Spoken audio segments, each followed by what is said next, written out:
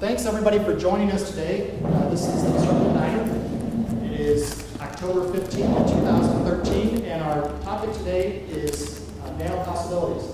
I'm Dan Hurst, I'm founder of Openly Disruptive. We have a few people here in the room today. A great group of people is having some good conversation already here in St. Louis at Lab 1500, but we also have some people watching via live stream and also watching the recording of this. So our point today is to talk about nanotechnology as something that's, and probably some of the people in the room are tired of hearing about this, but it's not gray goo and it's not Skynet and Skybots and MEMS and all kinds of stuff like that. The nanotech is really happening. It's making a difference in our lives right now, and it's creating potential. And for that potential side, what we wanted to do was bring in some speakers that could talk about entrepreneurial activities in the nanospace. So we're not going to look at MEMS, which is the nano machines that you might have seen, but we're actually going to talk about three areas that are emerging and that are doing really well. We're going to talk about nanomaterials that behave differently than macromaterials, and we're going to talk about how they can actually take action that makes them have a bit of almost seeming intelligence. That doesn't mean that they have brains. It means that on a molecular level they're doing things where they can self-select to do different procedures that normally would take huge machines for us to do. And then the last thing we're going to do is look at some ways that they can be used in energy and materials. So before we get started, just a few rules or kind of understanding of how we're going to work. They've all been asked to speak with what's called the pachacha format, which is Japanese for chit-chat. It started when Japanese architects and designers and people working on business problems wanted to get together and share their stories, but they didn't want everybody to drone on and on for an hour. So what they did was they said, you get 20 slides, 20 seconds to talk about each slide, because what we want you to do is make your point so that we can have a good conversation with you. And that's the kind of thing that we want happening here. So they're going to maybe be a little bit breathless and maybe be a little bit confused about where they are in their presentation. And we're going to cut them some slack because we've asked them to do this. And we're apparently having some projection problems, so if you're in the room, bear with us and just listen to the speaker if we lose the projector. But they're going to speak like that because we want to get to the discussion part really quickly. And we'll have time for discussion with everybody. Everybody that's here, or if you're on the live stream, if you'll email dan@openlydisruptive.org and let us know that you're here, we will actually send you everybody's contact information and links to their presentations and the videos as soon as they're up, so that we can share this. So, nanotech really is, nano just refers to the scale of things, that we're talking about molecules that are small molecules, but they're smaller than biological things, so they're smaller than DNA, but they're bigger than things like the water molecule. So you're going to hear three different takes on why that matters, and why that matters to us, and why that maybe matters to you. So we're going to start with Matt. Matt MacEwan is with Retectix, sorry. He's a local entrepreneur here in St. Louis doing some very interesting things with nanomaterials that are used in medicine. And he is going to explain to us why nanomaterials have different behaviors and why that's good. And Matt, when you're ready, I will start your presentation. Okay. You ready? That sounds great. Yep.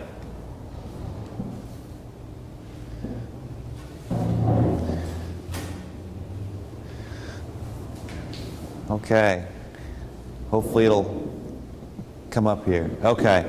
So my name is Matthew MacEwan. I'm a medical student at Washington University here in St. Louis, and also I'm the president of Retectix. And today I'm here to tell you about how we're using nanotechnology essentially to improve patient care and improve the way that surgeons do their job. So let me tell you that 1 out of every 4 people here today essentially will most likely have a major surgical procedure where a surgical mesh is implanted in their body.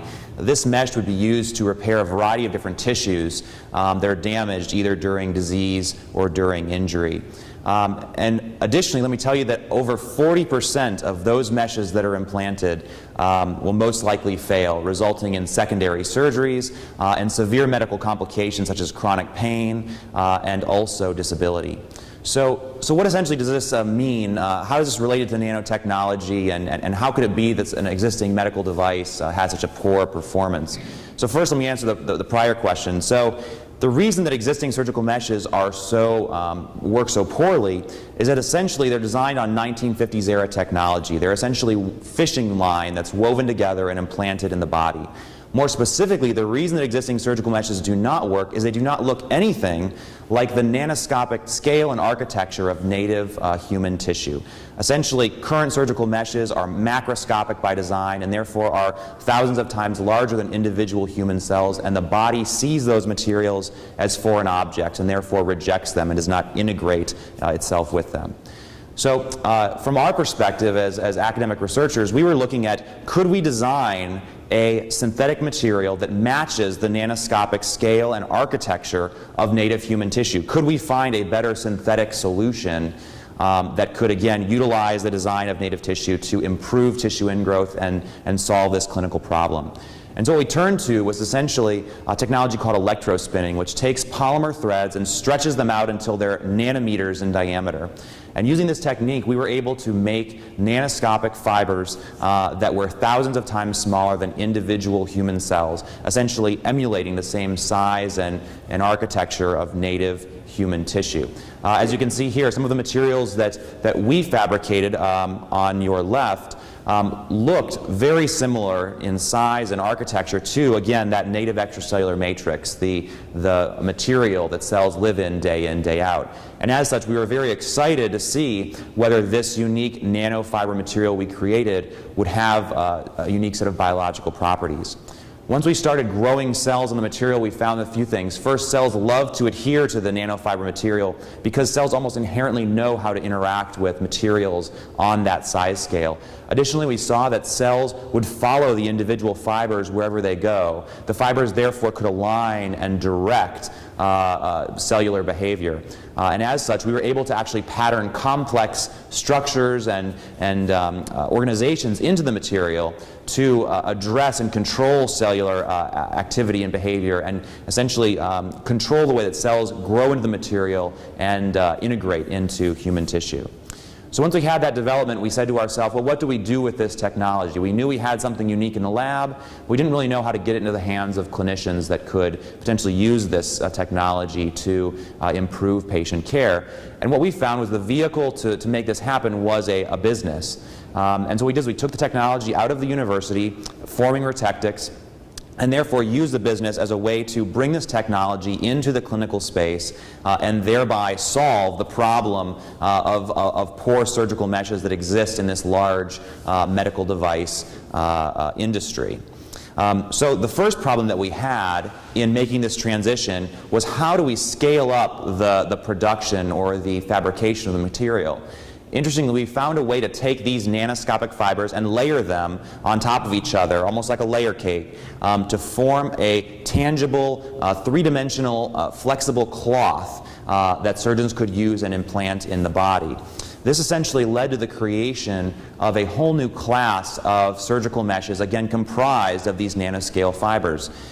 These surgical meshes are flexible, they feel like cloth, and additionally they're resorbable, so they go away in the body after a certain amount of time. And interestingly, they have the mechanical properties necessary for use in repairing these various tissue defects. Now, one of the unique advantages of this material is that because of its nanoscale structure and its similarity to native tissue, cells rapidly grow into the material, and the material rapidly heals wounds in the body. Our data has shown that our material can actually heal those wounds almost twice as fast as existing mesh.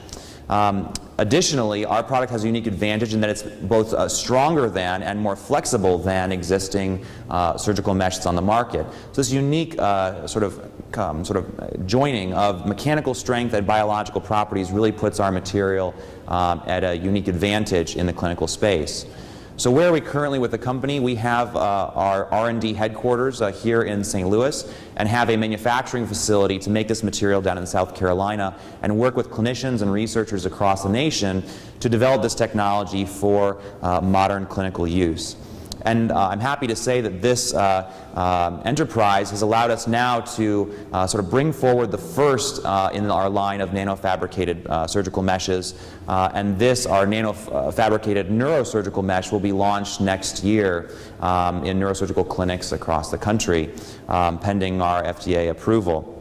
And so we really see this as really bringing out a new generation of technology into the clinical space. So what does this all mean? As we look back in the past, we see a number of times when scientific advances have made a huge impact in clinical care, just like the discovery of the microbe led to advances in aseptic procedure and the development of vaccines. We at Retectix see the development of nanotechnology, the investigation of nanoscale cellular processes and tissues as being a critical point to the development of future advances in healthcare. And at Retectix, we're very interested to play a part in that new wave of development and hopefully bring forward a new line of products and solutions that can dramatically impact patient outcomes.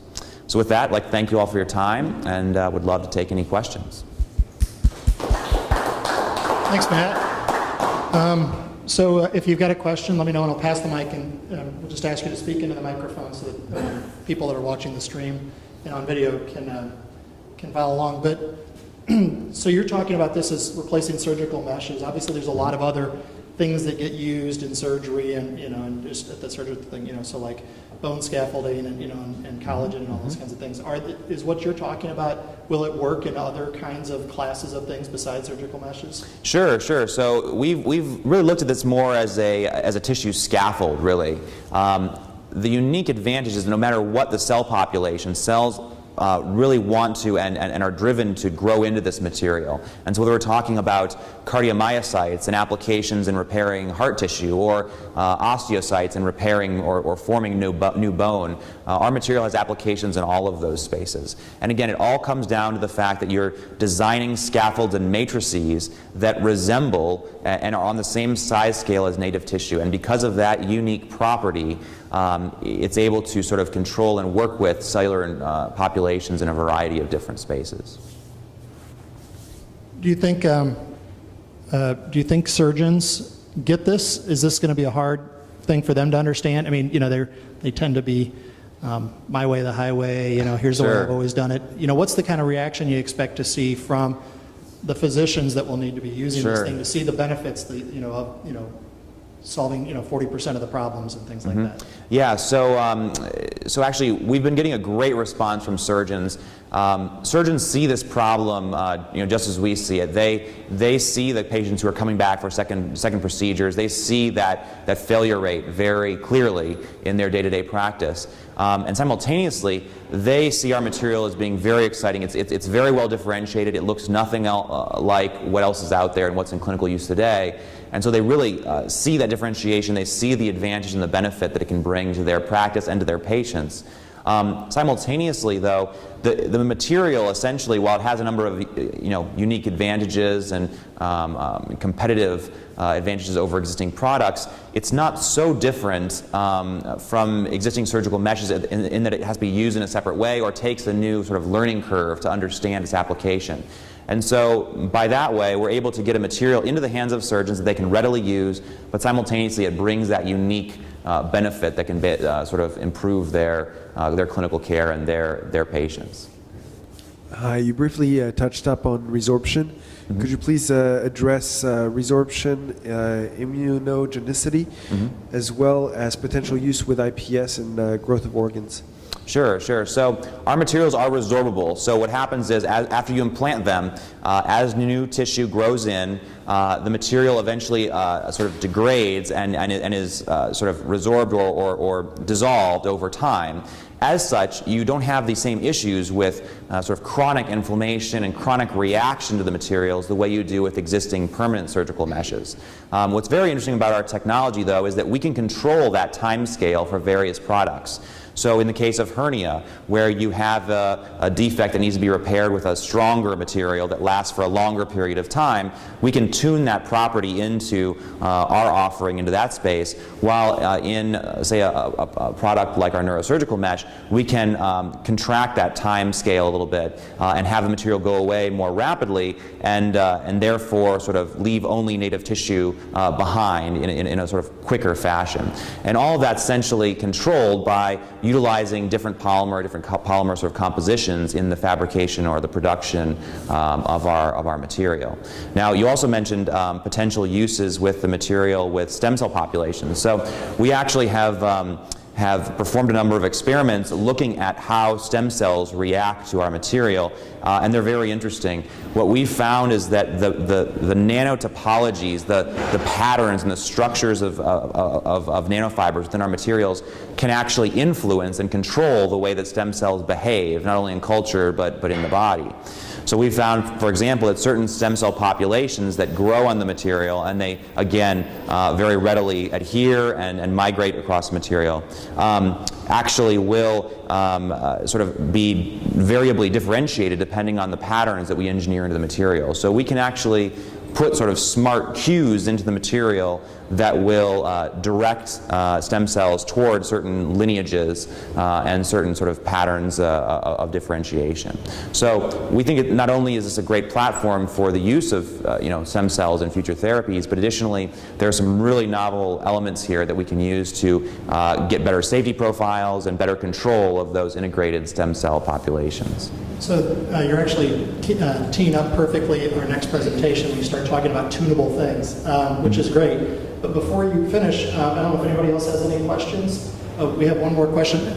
I'd just like to, can you address briefly, economically, how does this compare, so is this oh great, so we now have a solution that's going to cost us 200 times as much or whatever. Talk a little bit about how this fits the economic model of health. Sure, so right now, obviously there's a big push to offer lower cost healthcare solutions, and I think that's really part of the benefit we have. We can make this material in a much less expensive manner than some of the existing products that are out there. And as such, we can actually provide these unique benefits to patients and to physicians and to healthcare providers while simultaneously reducing some of those costs. So currently we plan to come out with products that are priced at or possibly below existing competition. And so again, we believe that we could add cost savings into our sort of repertoire of advantages for those healthcare so even if the providers. Don't buy in, the insurance company is going to tell them you need to buy in? It's possible. It's possible. That's right. Matt, a question on the materials. You mentioned our polymer several times. I know that the polymer being used has gone through FDA approval and such. And you mentioned our polymer, but I couldn't tell whether it's a different polymer that has already gone through or is going through the material itself in a bulk sense. Yeah. Or whether it's entirely going to the electrospun nanofiber size that's giving you your advantage. Sure. So essentially, what we're doing is we're taking off-the-shelf polymers that have a great track record already, with the FDA. And what we're doing is we're taking those and essentially converting them into a nanoscopic scale, and that's essentially what's giving it the unique properties. Now, interestingly, we do have access to a proprietary polymer library that allows us to utilize polymers that have not been seen or used in other products, and that allows us to further tailor the interaction between the material and the body. But at present, where we're trying to sort of get out in the most rapid fashion sort of our lead or our initial products into the surgical market, we're relying on that existing history, that existing knowledge and experience with resorbable polymers. So we're using kind of the tried and true chemical structures to make these nanoscale materials and fibers. But down the road, we have access to and the advantage of using a variety of different polymers that might be either novel in the space or well known in the industry. So our platform really allows us that breadth and again that tunable capability. Thank you very much, Matt. Matt is going to be available here in the room so we can have a little bit more conversation if you're watching live. Encourage you to start thinking about wherever you're at. Think about the ecosystems of people that you support. whether they're the entrepreneurs or customers or whoever, and start thinking about what would you like to explore about your own materials and how they might be different at a nano scale and what that impact might be. We're going to take a short break for you to have that discussion, to grab a bite to eat, and we will be back in 10 minutes with Mo Patel.